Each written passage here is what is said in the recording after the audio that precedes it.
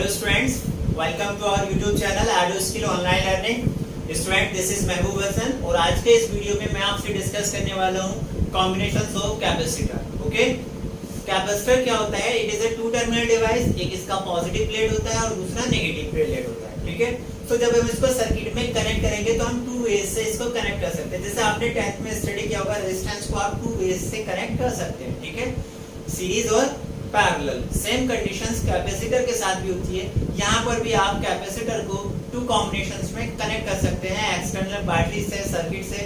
कैसे करेंगे? To type से हम इसको कनेक्ट कर सकते हैं। The first one is series combinations and parallel combinations. ठीक है, सो series combination and parallel combination. अब इसको हम बारी बारी से डिस्कस करेंगे कि सीरीज कॉम्बिनेशन क्या होता है और पैरेलल कॉम्बिनेशन क्या होता है। ठीक है, सीरीज कॉम्बिनेशंस में अगर बहुत सारे कैपेसिटर को हमने कंबाइन करके लगाया है इन सीरीज में, या मैं कहूँ बहुत सारे कैपेसिटर को आपने कंबाइन करके लगाया है इन पैरेलल्स में। ठीक है, तो उनका इक्विवेलेंट रेजिस्टेंस क्या होगा, सॉरी इक्विवेलेंट कैपेसिटेंस क्या होगा, वो हमने कैलकुलेट करना है। ओके, तो सबसे पहले हम स्टडी कर लेते हैं सीरीज कॉम्बिनेशंस को। अगर मैंने कंसीडर किया 3 capacitor of capacitance C1, C2 and C3। मेरे पास कितने कैपेसिटर है? 3 कैपेसिटर हैं और उनका कैपेसिटेंस कितना है? C1, C2 and C3। And these 3 resistance if connected with a battery like this. कैसे? एक का पॉजिटिव, एक का नेगेटिव, दूसरे का पॉजिटिव, पहले का नेगेटिव, दूसरे का पॉजिटिव, अगर इस तरीके से कनेक्टेड हैं, then such type of combinations is called series combinations. ठीक है, देख लेंगे। एक कैपेसिटर का नेगेटिव दूसरे के पॉजिटिव से कनेक्टेड हो, पहले का नेगेटिव दूसरे के पॉजिटिव से अगर कनेक्टेड है, then such type of combination is called series combinations. Okay, तो सीरीज कॉम्बिनेशंस में जैसे हमने रेजिस्टेंस का कॉम्बिनेशन को सीरीज कॉम्बिनेशन में डिस्कस किया था कि वोल्टेज का कोई भी डिवीजन नहीं होता है, सॉरी वोल्टेज का डिवीजन होता है। ठीक है, तो यहाँ पर वोल्टेज डिवाइड हो जाएगा कोरस्पॉन्डिंग कैपेसिटेंस की टर्म्स में। तो मैंने सपोज कर लिया voltage drop across the capacitance C1 is V1, voltage drop across the capacitance C2 is V2 end voltage drop across the capacitor C3 is V3। Okay, but एक बात ध्यान रखेंगे, सीरीज कॉम्बिनेशंस में चार्ज का कोई भी डिस्ट्रीब्यूशन नहीं होता है। मीन अगर फर्स्ट कैपेसिटर के अक्रॉस चार्ज Q है तो दूसरे कैपेसिटर पे भी चार्ज कितना होगा? Q, और तीसरे कैपेसिटर पे भी चार्ज कितना होगा? Q। ओके, तीनों कैपेसिटर पे चार्ज कितना रहेगा? सेम रहेगा, वोल्टेज का डिवीजन होगा। ओके, सो मैंने सपोज कर लिया वी नो दैट, हमें पता है क्या होता है formula, C is equal to क्या होता है? Q upon B। Okay, C is equal to formula क्या होता है? Q upon B। अगर मैं इसको फर्स्ट कैपेसिटर के लिए यूज करूं, देन उसके लिए क्या हो जाएगा? C1 is equal to charge first पे कितना है? Q ही है, एंड वोल्टेज कितना है? Voltage drop across V1। ठीक है, जो EMF का बैटरी में यूज कर रहा हूँ, EMF का जो मैं बैटरी को यूज कर रहा हूँ, ये जो E वोल्टेज है वो इसके अक्रॉस इक्वल है। मीन ये जो खर्च होगा वोल्टेज, वो कहाँ पे खर्च होगा? यहाँ पर और यहाँ पर। Is it clear? ओके, तो पहले जो कैपेसिटर है इसके अक्रॉस जो वोल्टेज ड्रॉप हो रहा है, या मैं कहूँ ये कितने वोल्टेज को खर्च कर देगा? V1। तो इसका कैपेसिटेंस कितना हो जाएगा? C1 is equal to Q upon V1। Similarly अगर मैं C2 की बात करूं तो क्या हो जाएगा? Q upon V2। Similarly C3 की बात करें तो क्या हो जाएगा? Q upon V3। ओके, मुझे क्या कैलकुलेट करना है? टोटल कैपेसिटेंस, या मैं कहूं equivalent capacitance of the circuit. मुझे सर्किट का इक्विवेलेंट कैपेसिटेंस कैलकुलेट करना है। तो मैंने सपोज कर लिया मैं इन तीनों कैपेसिटर को रिप्लेस कर दूं एक सिंगल कैपेसिटर से। तीनों कैपेसिटर को मैंने रिप्लेस किया एक सिंगल कैपेसिटर से। ओके, और बैटरी सेम बना रहने दिया EMF का। कितना है? EMF का बैटरी है। सो इसके अक्रॉस जो वोल्टेज ड्रॉप होगा, इस बार मैंने सपोज कर लिया B है, और ये जो मैंने कैपेसिटर लगाया उसका कैपेसिटेंस क्या है? C है। तो C क्या होगा? इक्विवेलेंट कैपेसिटेंस ऑफ इन तीनों कैपेसिटेंस का मैंने इक्विवेलेंट बनाया Q। तब इस केस में चार्ज सेम रहेगा, बैटरी से जो चार्ज निकला है तो चार्ज क्या हो जाएगा? Q। तो इस केस में अगर मैं बात अप्लाई करूं तब कैपेसिटेंस क्या हो जाएगा? Equivalent capacitance. This is the equivalent capacitance, और उसके लिए फार्मूला क्या हो जाएगा? Q upon B। ओके, अब बात कर लें जो बैटरी से वोल्टेज E वोल्टेज निकला है, या मैं कहूं जो टोटल वोल्टेज B है, वो काय के इक्वल होगा? V1 plus V2 plus V3। यही तो है। ये जो खर्च हो रहा है वो कहाँ पर हो रहा है? V1 में, V2 में, V3 में। या मैं कहूँ ये बैटरी का जो वोल्टेज है दैट इज अगर B है, सो वो B का वैल्यू कहाँ खर्च हो रहा है, यहाँ पर, यहाँ पर, यहाँ पर, तो तीनों को ऐड कर देंगे तो मुझे क्या मिलेगा, टोटल वोल्टेज। तो अगर टोटल वोल्टेज की मैं बात करूँ B का, तो वो काय के इक्वल होगा, V1 plus V2 plus V3 के। ओके, V1 V2 V3 का वैल्यू पुट कर देते हैं, ठीक है। V1 का वैल्यू यहाँ से कैलकुलेट करेंगे, क्या हो जाएगा, Q/C1, क्या मिलेगा, Q/C1। सिमिलरली B क्या है, टोटल वोल्टेज, तो यहाँ से अगर मैं B का वैल्यू फाइंड आउट करूँ, क्या मिलेगा मुझे, Q/C। V1 का वैल्यू क्या हो जाएगा, Q/C1। V2 का वैल्यू क्या हो जाएगा, Q/C2। एंड सिमिलरली V3 का वैल्यू क्या हो जाएगा, Q/C3।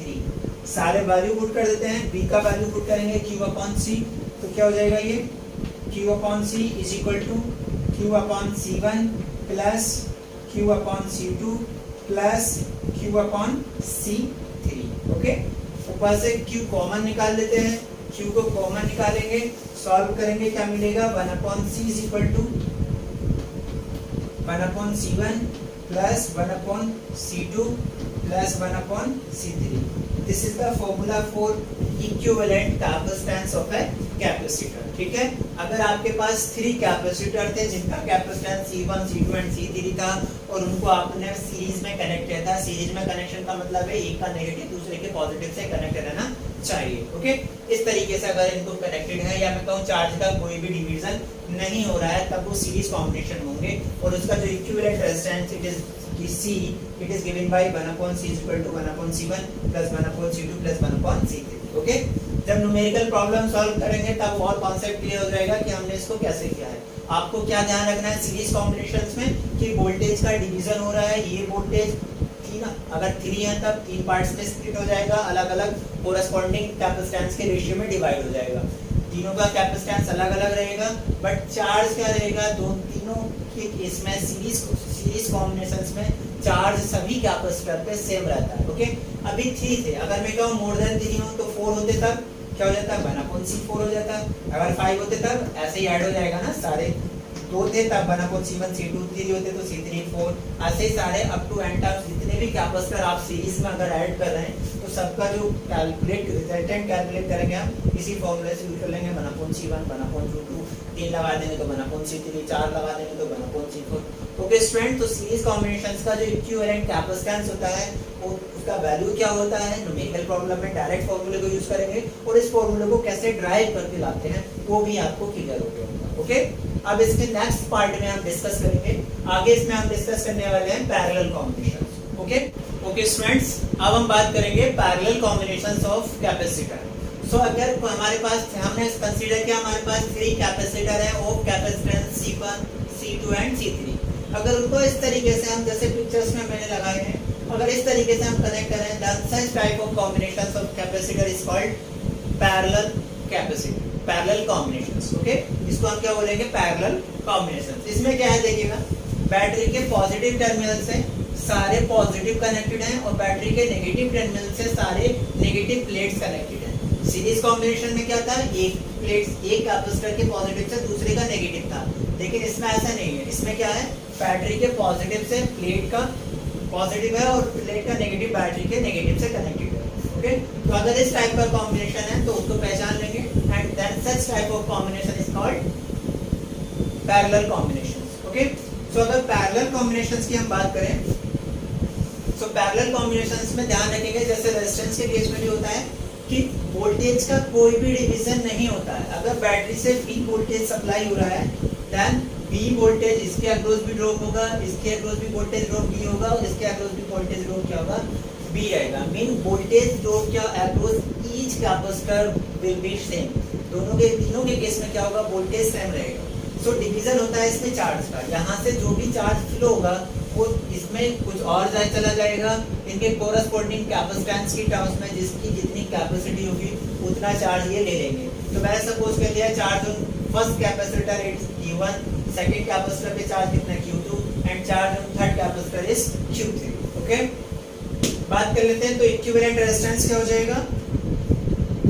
मैंने सपोज कर लिया टोटल, अगर मैं इन तीनों का इक्विवेलेंट, इन तीन जो 3 कैपेसिटर हैं उनका इक्विवेलेंट जो कैपेसिटर है उसका जो कैपेसिटेंस है वो C है।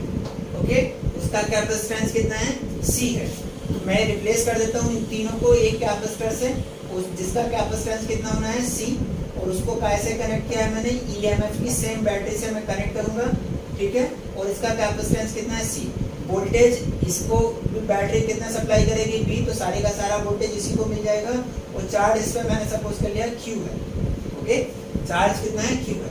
मैं इन तीनों को रिप्लेस करके इनका इक्विवेलेंट कैपेसिटर जो मैंने बनाया है उसका कैपेसिटेंस कितना है C, उस पे जो चार्ज है Q, और उस पे जो वोल्टेज रहेगा सेम रहेगा, दैट इज B, ओके।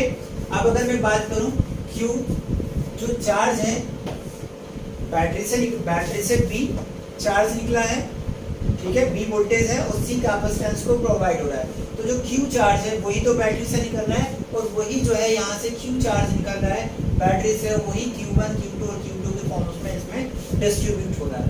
तो Q का जो वैल्यू होगा वो क्या होगा, Q1 plus Q2 plus Q3, okay.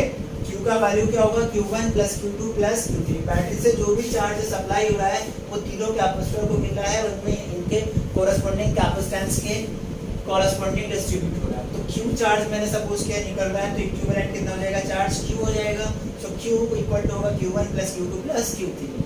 Q1 का वैल्यू पुट करते हैं, हमें पता है we know that Q is equal to क्या होता है, CB। सो Q का वैल्यू क्या हो जाएगा, कैपेसिटेंस कितना है C और वोल्टेज कितना है B। सो Q का वैल्यू क्या हो जाएगा, CB। Q1 का वैल्यू क्या हो जाएगा, Q1 का अगर मैं वैल्यू फाइंड आउट करें इस कैपेसिटर के लिए है ना, Q कौन से कैपेसिटर के लिए, C फर्स्ट कैपेसिटर के लिए। सो उसके लिए Q1 और कैपेसिटेंस कितना है C1, और वोल्टेज इस पे कितना है B। सेम वोल्टेज है इस पे भी और इस पे भी। सिमिलरली अगर मैं Q2 की बात करूं तो क्या हो जाएगा, C2B। अगर मैं Q3 की बात करें तब क्या हो जाएगा, C3B, ओके। सारे वैल्यू पुट कर देता हूं, पुटिंग का value of Q, Q1, Q2 and Q3। So Q1 का वैल्यू पुट करेंगे क्या हो जाएगा, C1B plus C2B plus C3B। B common ले लेते हैं, कैंसिल आउट कर देंगे, क्या मिलेगा, C1 plus C2 plus C3। So this is the formula for calculating total equivalent resistance of the combinations of three capacitors C1, C2 and C3। अगर more than 3 capacitor connected होते हैं, मैं कहूँ 4 capacitor connect होते हैं, 5 capacitor connect होते हैं, तब उसको भी ऐसे ही ऐड करते हैं और फॉर्मूला हो जाता है C4, C5, C6। Is it clear? So this is the formula for calculating the total capacitance of a capacitor total equivalent capacitance of capacitor in parallel combinations। Okay, so parallel combination के ये formula आ गया। Series combination के लिए क्या formula था, 1/, दोनों फॉर्मूले को ध्यान रखेंगे, 1/C = 1/C1 plus 1/C2 plus 1/C3। तो जब अब कैपेसिटर सीरीज कॉम्बिनेशन में कनेक्टेड है तब इस फॉर्मूले को यूज करेंगे, और जब पैरेलल्स में कनेक्टेड है तब इस फॉर्मूले को हम यूज कर लेंगे, ओके।